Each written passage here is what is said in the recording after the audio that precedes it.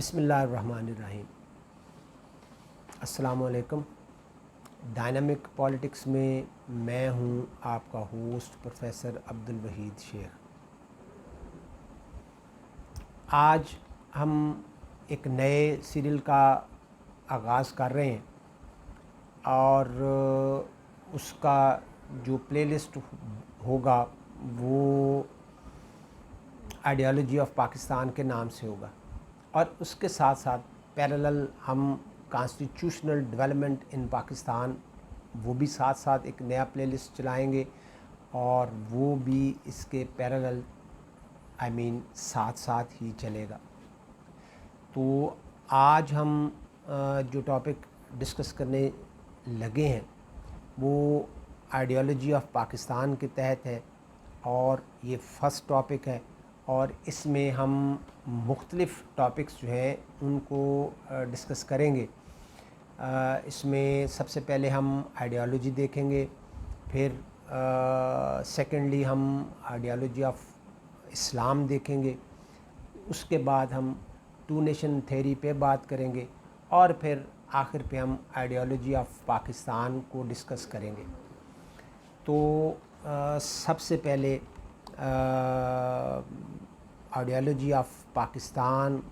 پلے list کے تحت ہمارا جو آج ٹاپک ہے، we are going to discuss ideology and ideology of Islam and then two nation theory. Ideology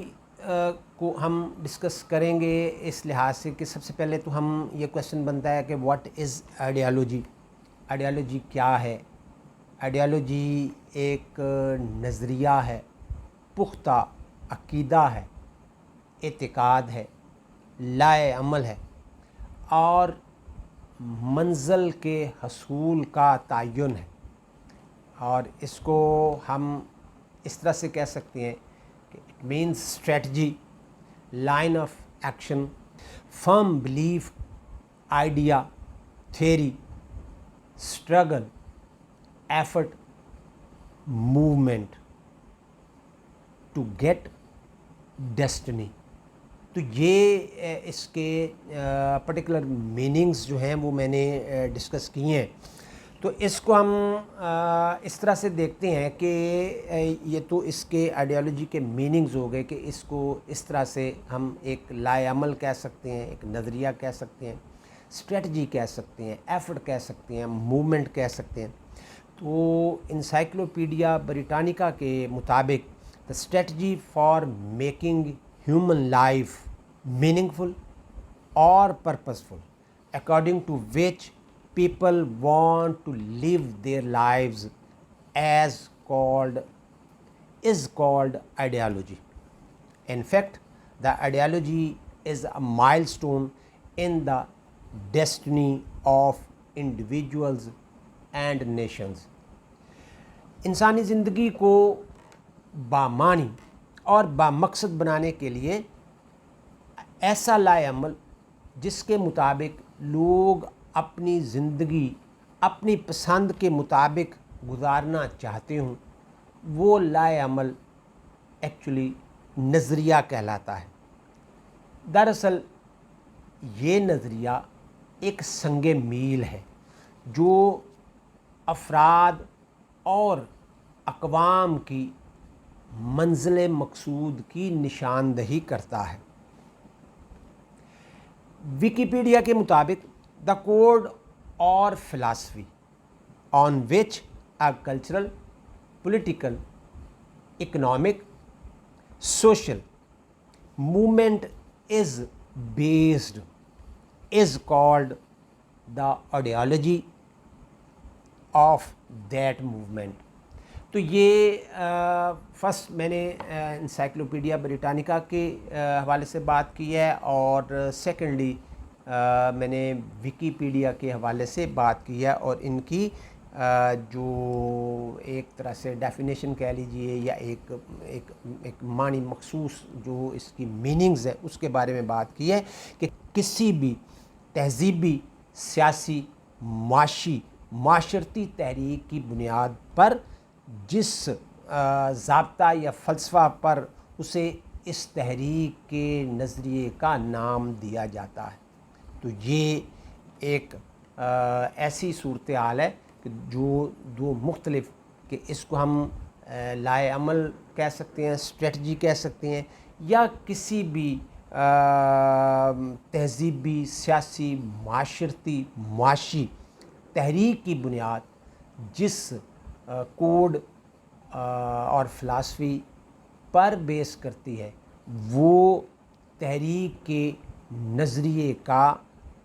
نام دیا جاتا ہے اس کو۔ تو اس طرح سے یہ ایک نظریہ جو ہے وہ مارز وجود میں آتا ہے، جو ایک مخصوص کوڈ یا فلاسفی کی بنیاد پر کسی بھی تحریک کا سرخیل ہوتا ہے، اس کا انفینٹری جو ہوتی ہے، اس کا ہراول دستہ جس کو ہم کہتے ہیں، اس میں۔ اب ہم اس چیز کو بنیاد بنا کر ہم آگے چلتے ہیں کہ جب ایک خاص، ایک مخصوص، ایک پرٹیکولر اسٹریٹجی کے تحت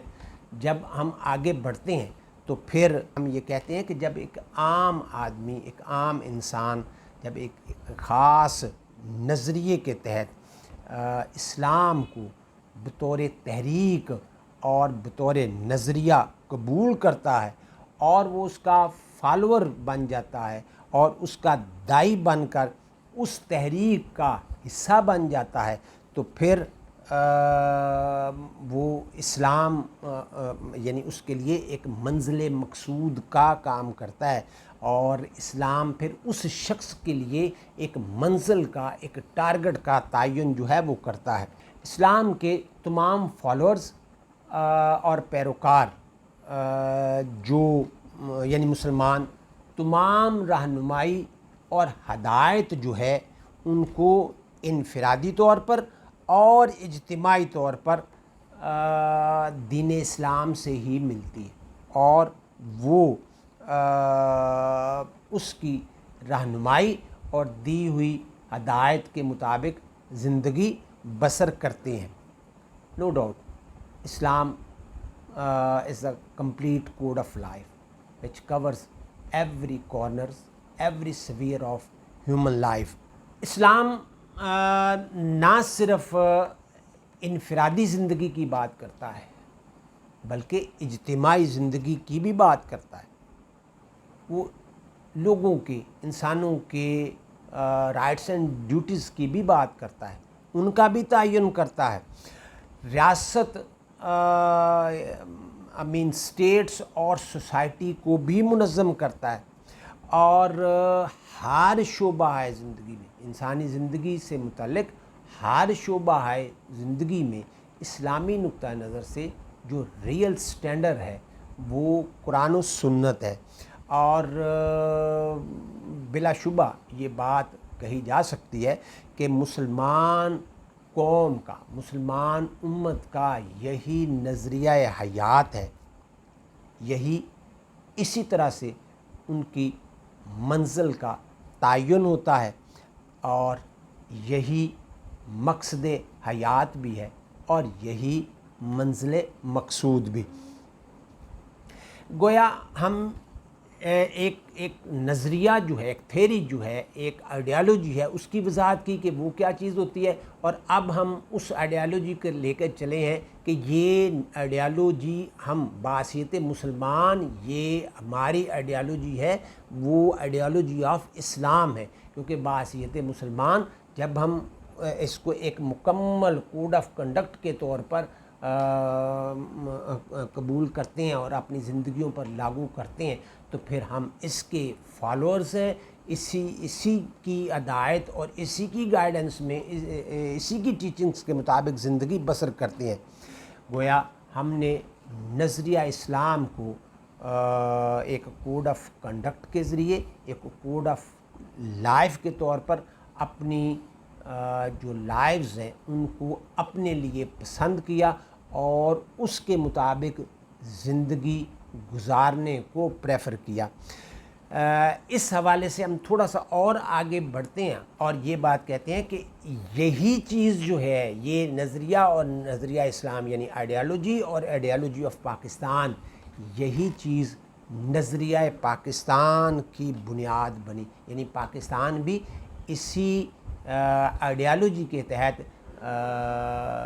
معرض وجود میں آیا، اور یہ نظریہ ایکچولی نظریہ دین اسلام ہے۔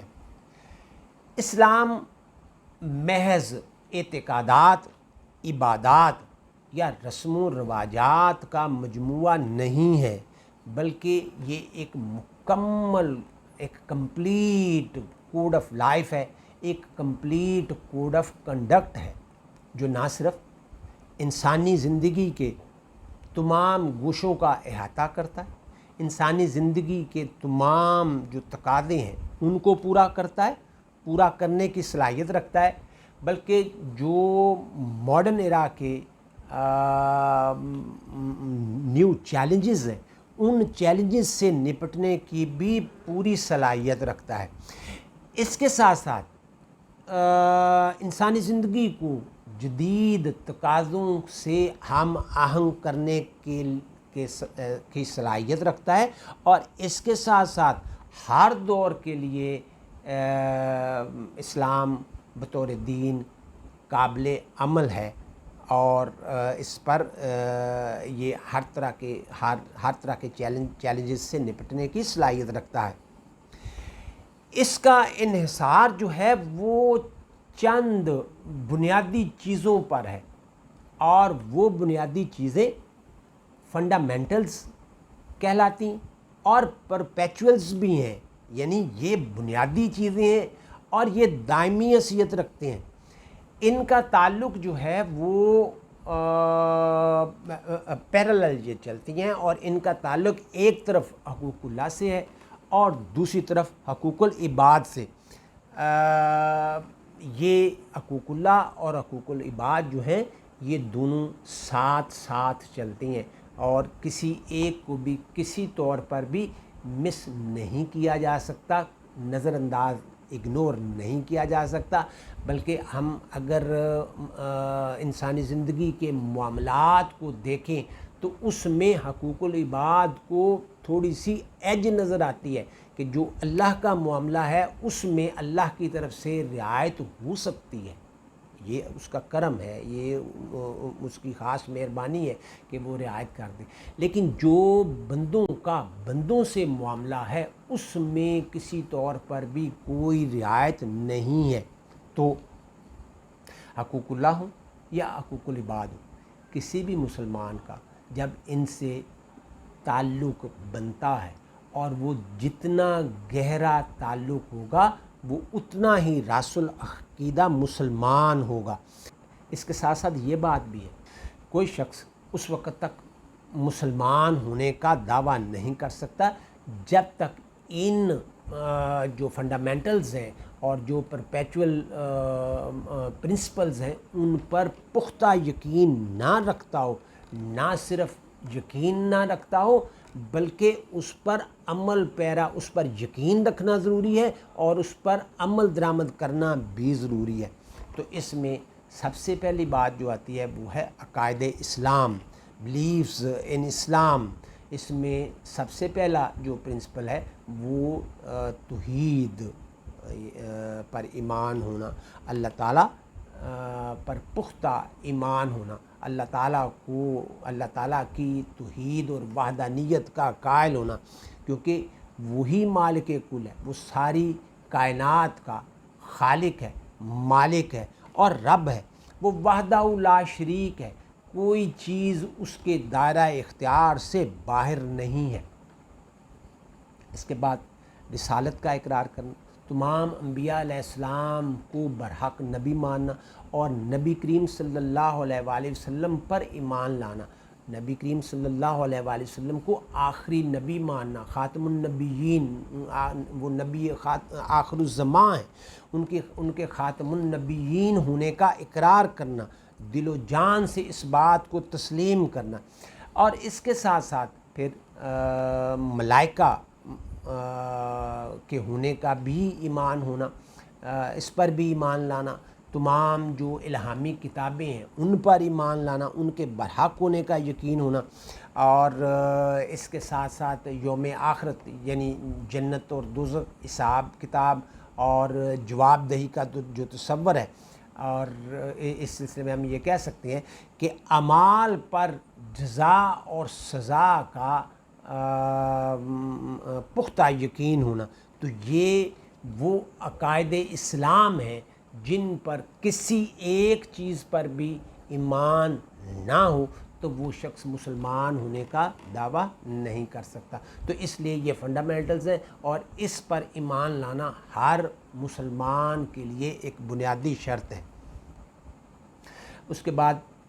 بات آتی ہے دوسرے نمبر پر ارکان اسلام کی، تو یہ ارکان اسلام میں پھر ہم بات کریں گے توحید کی، اللہ تعالیٰ کی وحدانیت پر یقین ہونا، نبی کریم صلی اللہ علیہ وآلہ وسلم کی رسالت اور ان کے خاتم النبیین صلی اللہ علیہ وآلہ وسلم ہونے پر ایک پختہ ایمان لانا، اور اس کے ساتھ ساتھ جو نماز، روزہ، زکوٰۃ اور حج، تو یہ ارکان اسلام ہیں۔ ان پر جو قرآن حکیم میں اس کے مطابق جو احکامات دیے گئے ہیں کہ نماز قائم کرنا اور جو زکوٰۃ ہے وہ دینا، روزہ جو ہے وہ رکھنا، اور حج ہر مسلمان پر فرض ہے۔ تو اس حوالے سے یہ ارکان اسلام ہے، اور ان پر بھی اگر کوئی ایک چیز بھی مس کی جائے یا کسی پر خدا نخواستہ کمزور ہو یا ایمان نہ لائے تو وہ مسلمان نہیں کہلا سکتا۔ اب یہ عقائد اسلام اور ارکان اسلام کے بعد ہم بات کرتے ہیں حقوق اللہ کی، تو حقوق اللہ کے بعد ہم بات کرتے ہیں حقوق العباد کی۔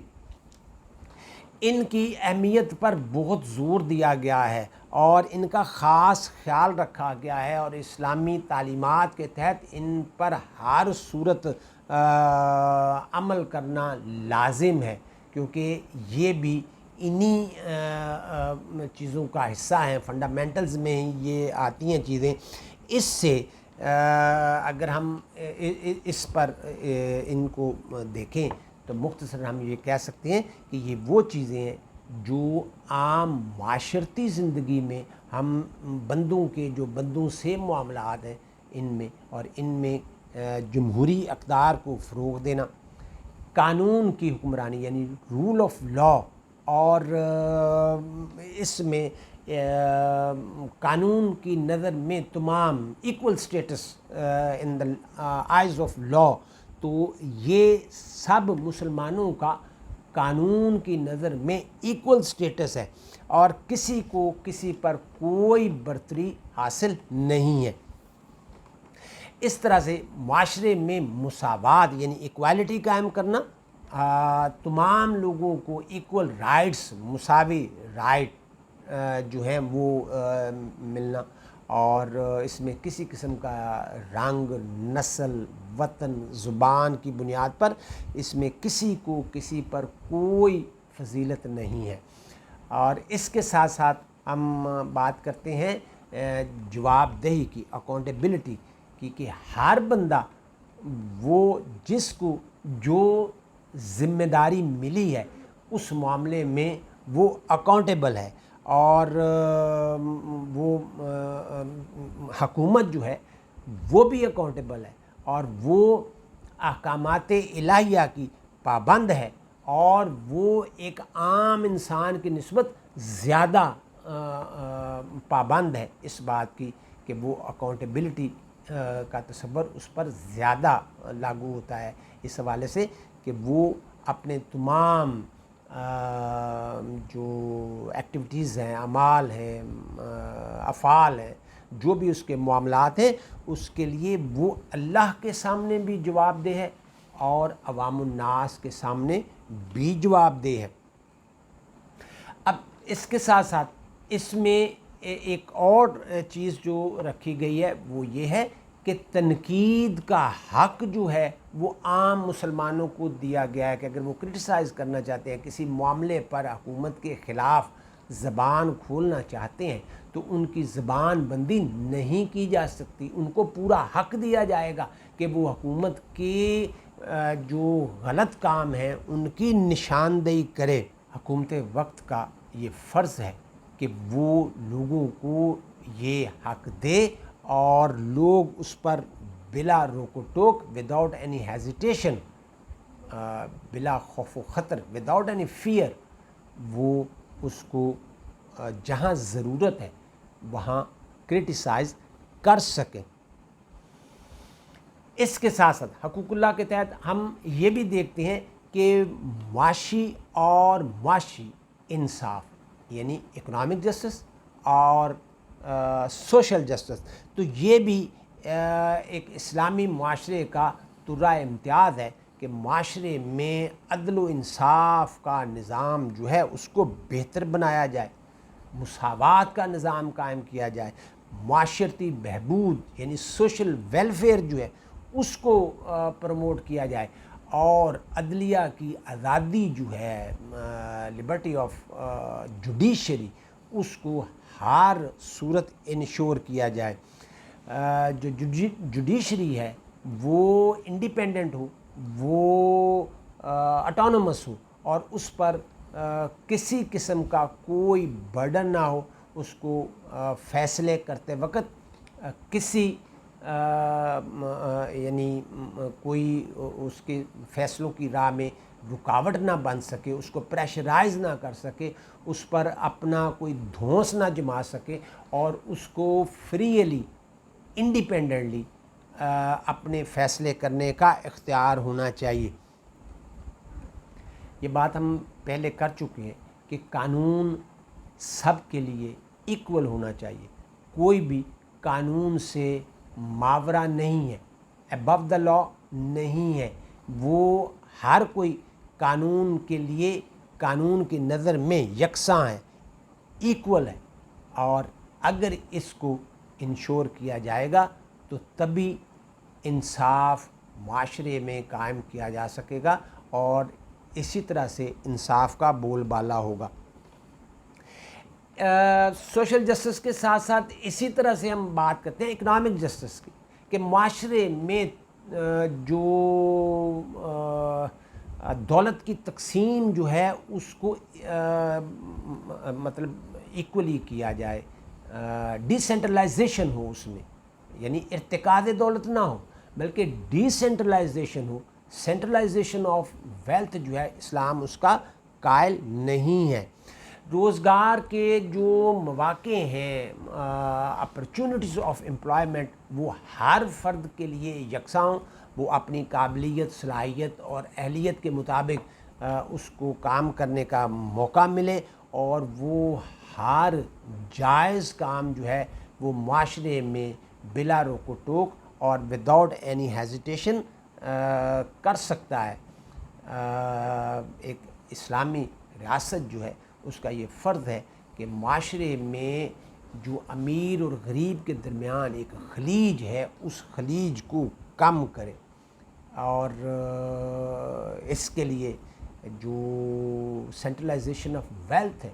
اس کو کنٹرول کرنا ہوگا، اور اس پر نظر رکھنا ہوگی، اور اس کو ڈی سینٹرلائز کرنا ہوگا۔ اور اس سلسلے میں یہ اسلام کا ایک بہترین نظام ہے،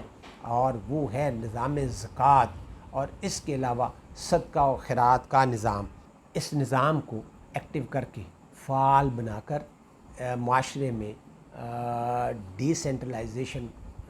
جو ہے وہ کی جا سکتی ہے، اور اس کے لیے جو غرباء ہیں، جو مساکین ہیں، جو یتیم لوگ ہیں اور جو حقدار ہیں، ان کو یہ مال جو ہے وہ پہنچایا جائے، اور اس طرح سے حقدار کی داد رسی کی جائے، ان کی کفالت کا نظام جو ہے اس کو بہتر کیا جائے، یعنی کفالت کا نظام جو سسٹم ہے اس کو بہتر کیا جائے، اور جو ایکول ڈسٹریبیوشن آف ویلتھ ہے اس کو انشور کیا جائے، تو معاشرے میں اکنامک جسٹس جو ہے وہ قائم ہو سکتا ہے۔ اور اس کی قرون اولیٰ میں ہمیں حضرت عمر فاروق رضی اللہ تعالیٰ عنہ کے زمانے میں ہمیں مثالیں ملتی ہیں، جب لوگ زکوٰۃ کا مال جو تھا وہ لے کے پھرتے تھے اور کوئی زکوٰۃ لینے والا نہیں ملتا تھا. تو یہ ڈیسینٹرلائزیشن تھی کہ جس میں لوگ اپنا مال جو ہے وہ اللہ کی راہ میں خرچ کرتے تھے، کرنا چاہتے تھے، لیکن ان کو کوئی لینے والا جو ہے وہ نہیں ملتا تھا. معاشرے میں مساوات جو ہے وہ قائم کرنا ہوتی. اس سلسلے میں نبی کریم صلی اللہ علیہ وآلہ وسلم کی حدیث مبارکہ ہے کہ کسی گورے کو کالے پر اور کسی کالے کو گورے پر کوئی فضیلت نہیں سوائے تقویٰ کے. تو یہ جو اونچ نیچ ہے، یہ جو چھوٹے بڑے کا ایک معیار، ایک سٹینڈرڈ قائم کیا جاتا ہے، معاشرے میں کوئی سٹینڈرڈ نہیں ہے. اگر کوئی ہے تو وہ صرف تقویٰ ہے، اور تقویٰ اللہ سے ڈرنا یا پرہیزگاری کے معنوں میں آتا ہے. اسلام ہر طرح سے مساوات کا قائل ہے اور مساوات کی ہی تلقین کرتا ہے. اور اس سلسلے میں اگر ہم اس کو اس طرح سے دیکھیں تو ہمیں اسلامی عبادات میں، یعنی نماز میں، ہمیں ایک ہی صف میں وہ امیر غریب ایک ہی صف میں کھڑے ہو گئے، محمود و ایاز، نہ کوئی بندہ رہا نہ کوئی بندہ نواز. تو یہ بادشاہ اور فقیر، اعلیٰ اور جو ادنا، وہ سب ایک ہی صف میں کھڑے ہو گئے. اور جب اسی طرح سے عبادات کی میں نے بات کی، تو جب حج کی ہم بات کرتے ہیں تو حج میں امیر غریب چھوٹا بڑا سب ایک ہی احرام، ایک ہی یونیفارم پہنے ہوئے اللہ کے حضور سب دستہ کھڑے ہیں اس کی بارگاہ میں، اور کسی کو کوئی فضیلت نہیں ہے. ایک ہی طرح کا لباس، ایک ہی ٹائم، ایک ہی جگہ اور ایک ہی معاملہ یعنی حج کا. تو اس میں سب جو ہے وہ کھڑے ہیں، اس میں کسی کو کوئی فضیلت نہیں ہے، کوئی برتری نہیں ہے. اور اس سے بہتر جو مساوات کی مثال پوری دنیا میں نہ ہے نہ دی جا سکتی ہے. اس کے ساتھ ساتھ حقوق اللہ کی جب بات ہم نے کی تو اس کے بعد ہم نے حقوق العباد کے سلسلے میں یہ مختلف چیزیں ہم ڈسکس کر رہے ہیں. تو اس میں پھر جو اسٹیٹس آف ویمن، یہ بڑا اہم ایک پوائنٹ ہے. اس میں خواتین کے حقوق کا خاص طور پر ذکر کیا گیا. خاتون ماں، بہن، بیوی، بیٹی کسی بھی روپ میں ہو وہ قابل احترام ہے، اور اس کو معاشرے میں ہر طرح کے وہ تمام حقوق حاصل ہیں جو کسی بھی معاشرے میں جو مردوں کو حاصل ہیں، یا ہم یہ کہہ سکتے ہیں کہ وہ ایکول رائٹس جو ہیں ان کو انجوائے کرنے کی اس کو پوری آزادی ہے. معاشرے میں خواتین کو ہر طرح سے معاشرتی، معاشی جو تحفظ ہے، سیکیورٹی حاصل ہے. اس کو خاندان کی طرف سے، یعنی اس کو فیملی سیکیورٹی جو ہے وہ بھی اس کو حاصل ہے. اور اس سے بڑی مثال اور کیا ہو سکتی ہے کہ اسلام نے اس کو وراثت میں بھی حصے دار جو ہے وہ ٹھہرایا ہے. وہ وراثت میں بھی اسلامی نقطہ نظر سے پوری طرح حصے دار ہے. اس کے ساتھ ساتھ ہم شہریوں کے حقوق و فرائض کی بھی بات کرتے ہیں. رائٹس اینڈ ڈیوٹیز جو ہیں وہ انٹر ریلیٹڈ ہیں، لازم و ملزوم ہیں. ہر حق جو ہے وہ فرض کے ساتھ منسلک ہے، اور ہر فرض جو ہے وہ حق کے ساتھ منسلک ہے. یعنی نہ کوئی ایک بندہ، ایک شخص خالی حق لینے کا دعویٰ کر سکتا ہے، اور نہ ہی صرف کسی کو یہ مجبور کیا جا سکتا ہے کہ وہ صرف اپنے فرائض کی ادائیگی کرے. یعنی ایک طرف وہ حقوق سے بہرہور ہوتا ہے تو دوسری طرف وہ اپنے فرائض سے بھی ذمہ داریاں جو ہیں اس کو بھی سر انجام دیتا ہے. یہ ایک طرح کا توازن ہے جو اسلام نے معاشرے میں قائم کیا. اس کے ساتھ ساتھ اسلام اقلیتوں کے حقوق کو بھی تحفظ دیتا ہے. معاشرے میں ان کو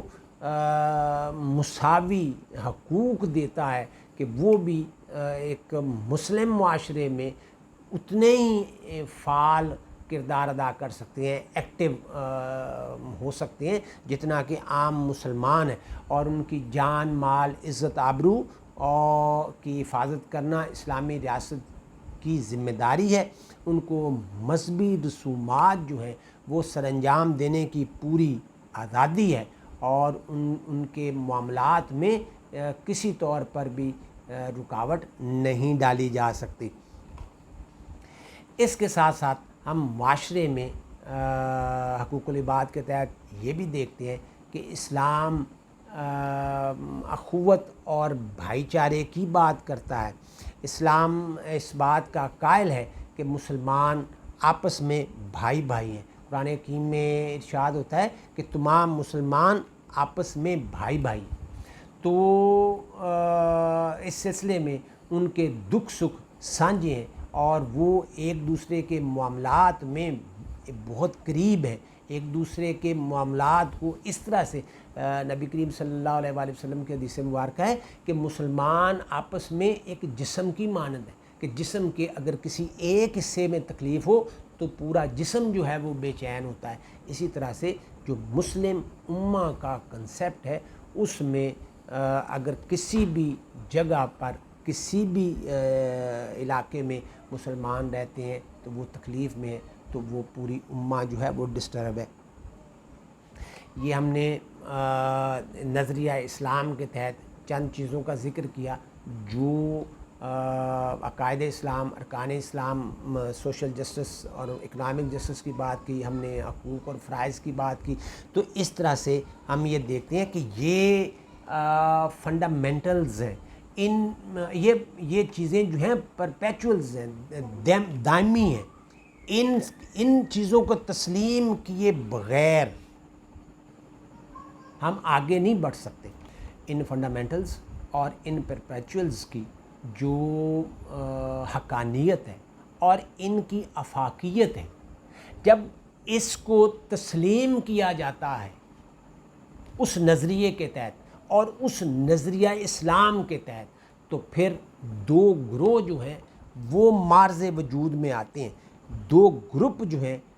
وہ معرض وجود میں آتی ہیں۔ ایک وہ جو اللہ سبحانہ تعالیٰ اور رسالت مآب صلی اللہ علیہ وآلہ وسلم کے احکامات اور تعلیمات کو دل و جان سے من و عن تسلیم کرتے ہیں۔ جو تسلیم کرتے ہیں وہ ایکچولی مومن ہے، وہ مسلمان ہے۔ اور دوسرا گروہ وہ ہے جو ان فنڈامنٹلز کو تسلیم نہیں کرتا، تو وہ جو ہے وہ نان مسلم ہے، وہ مسلمان نہیں ہے۔ اب یہ دو گروپ جو ہیں، اب ہم تیسرے فیز میں جو ہے وہ داخل ہونے لگے ہیں، اور یہ جو دو گروپ واضح ہوتے ہیں، ایک وہ جو اللہ تعالیٰ پر اور رسالت مآب صلی اللہ علیہ وآلہ وسلم پر دل و جان سے ایمان لاتے ہیں اور ان کے احکامات اور تعلیمات کو تسلیم کرتے ہیں، وہ مسلمان ہیں۔ اور جو ان چیزوں کے خلاف ہیں، جو تسلیم نہیں کرتے،